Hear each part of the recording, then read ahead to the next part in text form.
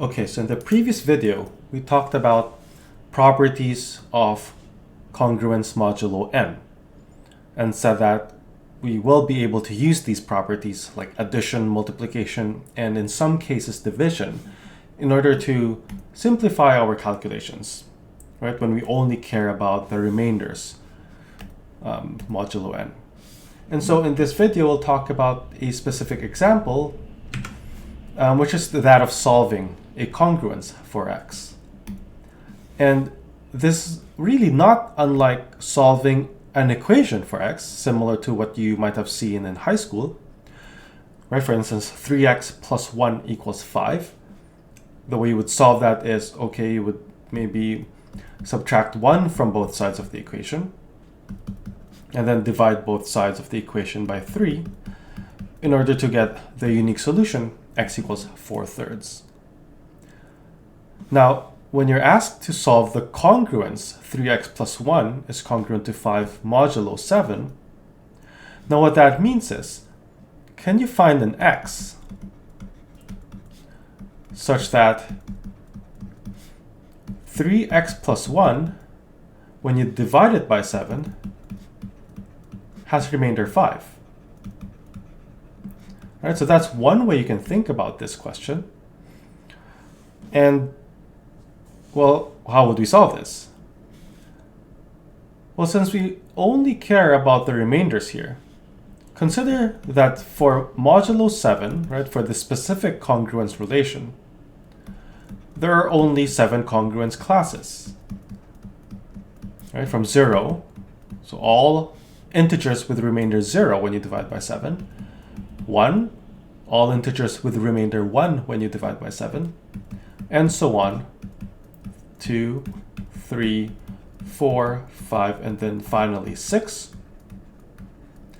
And what this tells me is really there are only 7 things I need to check here in order to get the solution for this congruence. And so why don't we do that right now? If I plug in 0, what happens? So 3 times 0 plus 1, that's equal to 1, right? So that's congruent to 1 mod 7, right? So it's not a solution. How about 1? 3 times 1 plus 1, so that's 4 modulo 7, not a solution. 3 times 2 plus 1, well, that's 7, right? So that's 0 modulo 7. Right? And I can keep doing this. 3 times 3 plus 1 is 3, not a solution. 3 times 4 plus 1 is 13, so that's 6. And 2 more, 3 times 5 plus 1, this is 16, and modulo 7, this is 2. No. And finally, when we get to the last congruence class, which is 6, this is 19, which is now 5 modulo 7. All right, so we needed to test all of them right now, but now we can finally say that 6 is what we will call the solution to this congruence.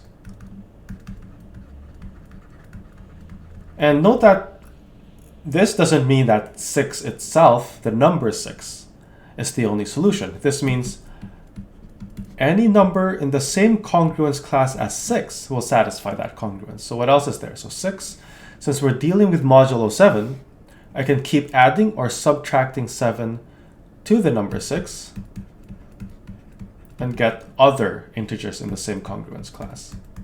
Right, so I can add, I can also subtract, so I can have, so -1, -8, -15, and so on. Right, so if I pick any one of these, say -15, I can plug in -15 into the left-hand side, and that's -44, which is indeed congruent to 5 modulo 7, right? It's -49 plus 5. And this is what being a solution means, right? When you're solving a current congruence, it means that anything in the same congruence class will work if you plug it in there. And so let's just recap our properties here since these will help us solve these congruences. Addition, you can add something to both sides of a congruence. Multiplication, you can multiply congruent integers to both sides of a congruence. And the power rule here is just an extension of that. And division is also going to be quite important. If D and N are not relatively prime, you'd have to divide by their GCD, right? When you're dividing both sides by D. Otherwise, you can just divide both sides by D and cancel if D does not divide N.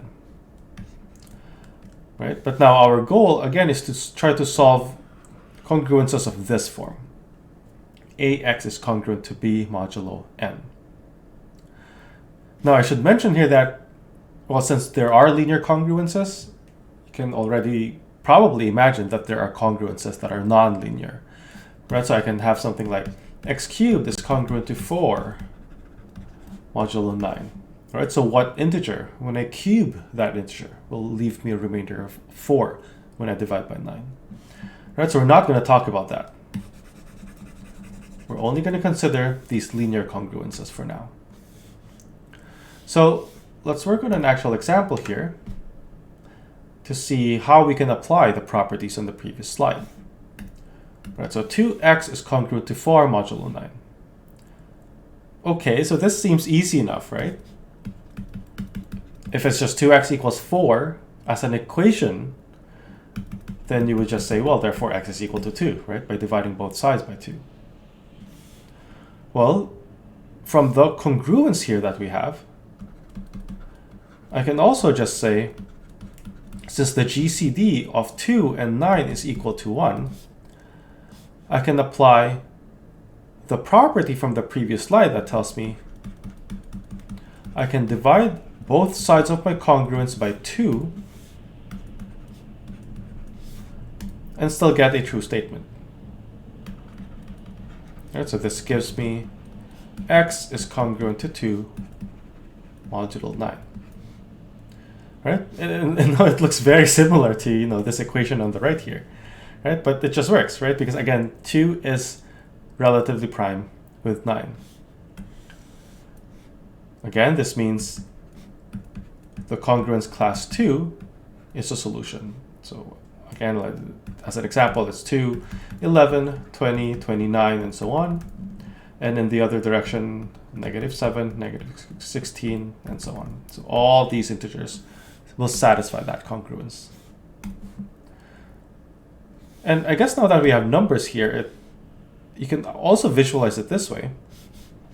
This original congruence really just says find x so that 9 divides 2x minus 4, right? By the definition of congruence modulo n. Well, 2x minus 4 can be written as 2 times x minus 2. And this now implies that, well, if 9 divides 2 times x minus 2, then 9 must divide x minus 2 itself, right? Because 2 does not have 3 as a factor, while 9 is 3 squared.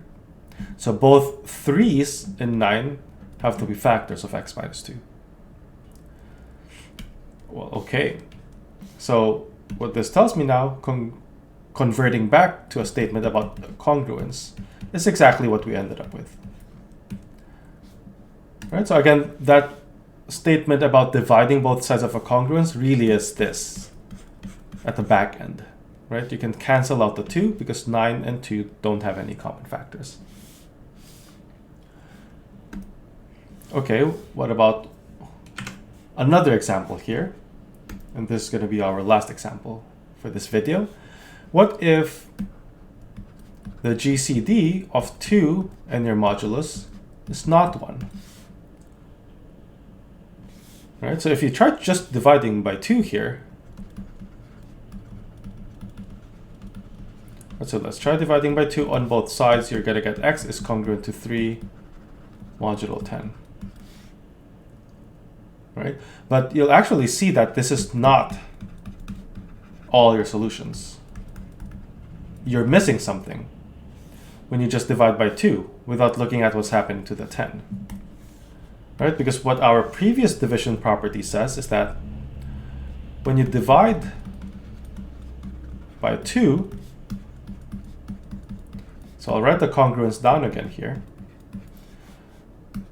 Well, when you divide by 2, you have to divide by the GCD of 2 and the modulus here inside. And so what that gives me is now x is congruent to 3, not modulo 10, but modulo 5. And okay, so this is a true statement now, right? But we don't want our final answer to just be in terms of modulo 5. Right? We want to express our final answer in terms of modulo 10. Right? Because that was the original number system we were working with, mod 10. So how would we convert this back to a statement involving mod 10? Okay, well, what does this say? X has a remainder of 3 when you divide by 5. Okay, but 5 is a factor of 10. Right, so when you divide x by 10, what will you get? Well, you can also get 3. Right, so for instance, maybe it's easier for you if I write this down, right? The congruence class of 3 modulo 5 includes 3, 8, 13, 18, and so on. Also -2, -7, -12, ...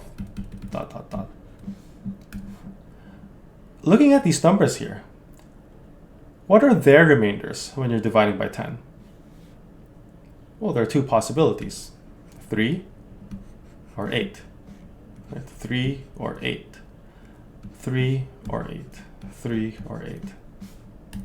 And what that tells me is that this congruence modulo 5 can actually be stated as x is congruent to 3 modulo 10, or x is congruent to 8 modulo 10.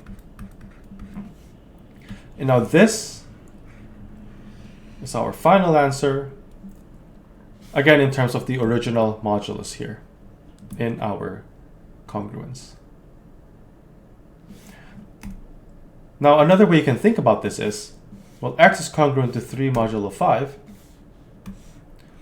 You can also write that as the following: x is equal to 5k plus 3. Right? It's all the integers that look like that. And so when k is an even number, that gives me 10 times m plus 3, right, where m is some other integer. When k is an odd number, well, I can write k as 2n plus 1. That gives me 10n plus 3. Oh, sorry, not plus 3. It's 10n plus 8. Right? It's 5 times 2n plus 1 plus 3. And so just breaking it up into two cases like that also gives me 3 and 8 as the possible remainders when you're dividing by 10.